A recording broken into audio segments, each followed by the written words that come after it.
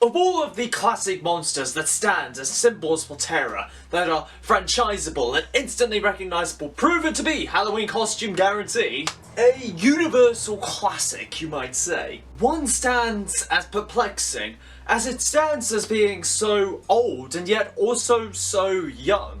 Werewolves are, by the standards of something like vampires, mummies or ghouls, a monster with a history that was made on the silver screen. People changing into wolves has been around in folklore for centuries, but it was not in the same way as now. It was more the result of a talisman, a punishment from a god, as a ritual or a form of witchcraft. And we can quite easily track how it went from this just quirk of a story or a moral tale to a monstrous aberration of nature. See, there was a time when wolves were seen as a symbol of nature, of the wild and of freedom, that you could brave the unknown so long as you were together with your loved ones. But as humans turned away from the natural world and longed to conquer rather than discover, the perspective shifted. In modern times, we know enough to know that wolves are in fact not some monstrous creature or flesh-hungry demon horde. And yet people still hunt them for some reason. But how is this shift reflected in film, the birthplace of the modern werewolf? How have we evolved the narrative to align with truth instead of fear, or do we still like one good scare? Well, let's go ahead and find out.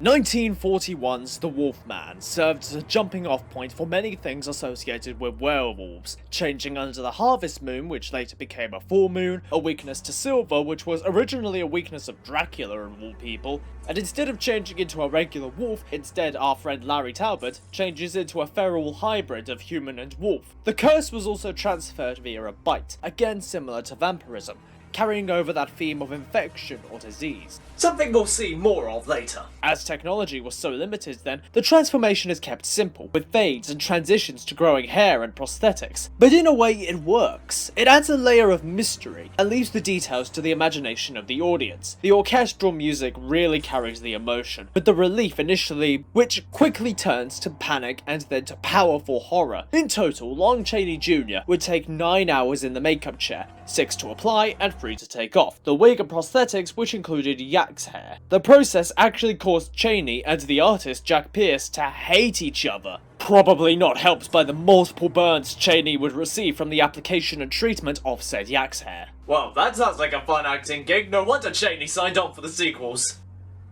If you were looking for a werewolf transformation, this one has a 5-star one with whipped cream and a cherry on top.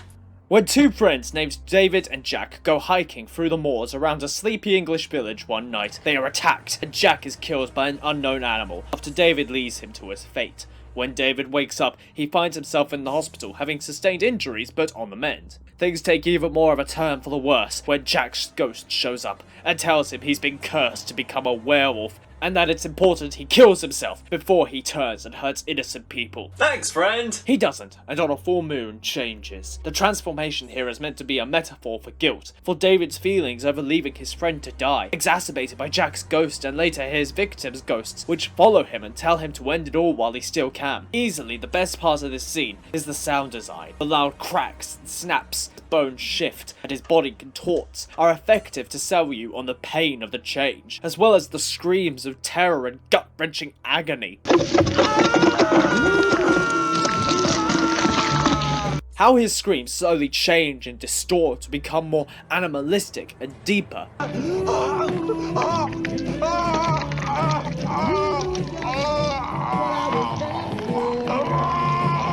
The director, John Landis, requested for this scene to be as realistic as possible, as gruesome as it could be made without any blood and gore. The makeup and prosthetics as well as animatronic work came courtesy of a team headed by Rick Baker, who collaborated with Landis before this. Baker won an Academy Award for this, with it actually being the first given for makeup. This film is a cornerstone for the werewolf transformation within film. It is one of those most easily recognizable and referenced ones in all of cinema. Plus, just in general, it's just a great scene. But what if we were to take the visual effects of American Werewolf in London and added the story of the 1941 Wolfman? Well, I don't know, but we'll look at this instead.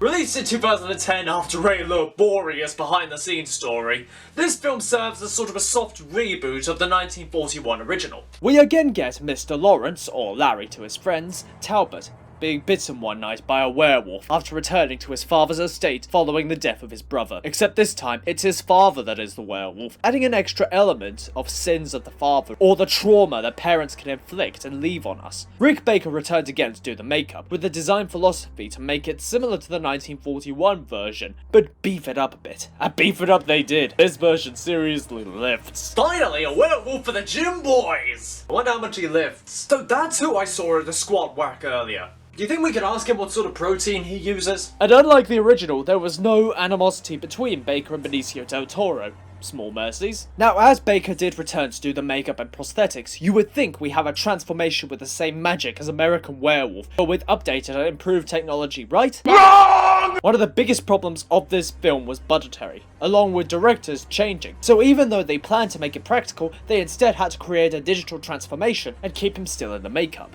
And for what it is, it's not bad. I love the detail before he changes that Lawrence's eyes briefly glow yellow. Tonight I will kill all of you.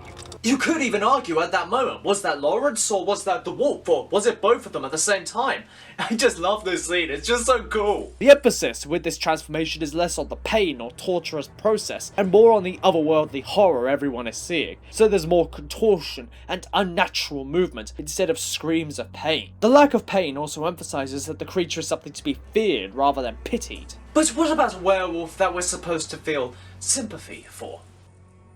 The Harry Potter series depicts werewolves once more with that infection theme, but instead of it being a side thing or in the background, it drives a major part of the world building of the species in the franchise, with werewolves being ostracized and made to isolate from the rest of society out of fear of spreading the disease to others. Sounds familiar. With them being unable, in large measures, to find work or sustainable housing, mostly thanks to this bitch. Our main character is Professor Lupin, a character who, for most of Book 3, is a fatherly mentor character, and we are unaware of his condition until the final act, making the switch to when he turns and loses that warmth more drastic, adding to the horror in a way. I dare say that watching Lupin transform is more terrifying than any of the others seen, and quite more horrific, despite the fact that there's no obvious gore or any blood or anything. I mean, it sounds weird to say that, but really think about it. Which is worse, something horrible happening to you, or seeing something horrible happening to someone you know? I cannot help but love this transition, as the moon rises, the heartbeat in time with the music, the pupil dilating and changing colour, the heavy breathing.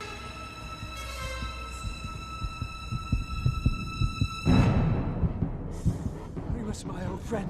Nice. Once Lupin is changed, the wolf itself looks sickly and like something on the verge of death, signalling how even when a monster, people in this position are worthy of compassion and pity rather than fear. Although it is still a bloodthirsty monster, so I would say a bit of fear is in order. But rather than fear or pity a werewolf, what about those times when wolves were seen as a respectful part of nature? Can we get a bit of that again? Oh, your childhood was elite if you grew up watching this show. I still listen to the theme song sometimes, just when I feel like it. Play it right now! Wolfblood depicts a sect of people that have different genetics than most, allowing them to change into wolves, whether intentionally or forcefully on the full moon, a form of people known as Wolfbloods. To give a brief rundown of each series' quality, Lift the jug and drink a bit. Oh, this is good. This is peach syrup, tinned peach syrup. What a drink! So I drank the lot. Really good. That was a bit rich, but okay. The transformation itself is quick and painless, as instead of it being a monstrous state, it's more of the inner self being released, with them retaining their minds while transformed. Before changing, their pupils will change colour, becoming yellow, and their veins blacken. And while human, they have increased speed, agility, and greater senses.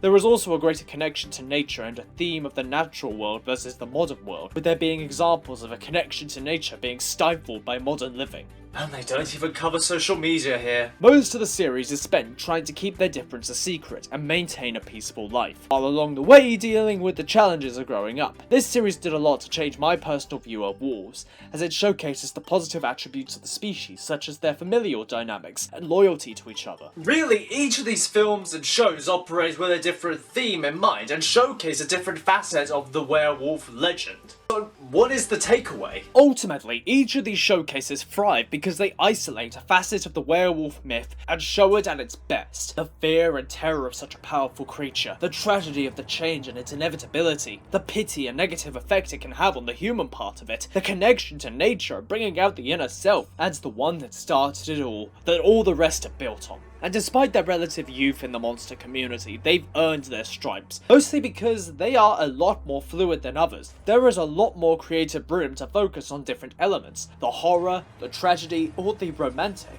in perhaps a different way to something like vampires, who seem to become pigeonholed into either horror or romance. Making werewolves easily far more intriguing than most other monsters, and honestly, I can't wait to see where they'll go next. Thank you for watching this week's video, and in the comments, let me know what your favourite take on werewolves is. Is it one we've covered here in this video, or is it another that I didn't mention? Whatever it is, let us know down below.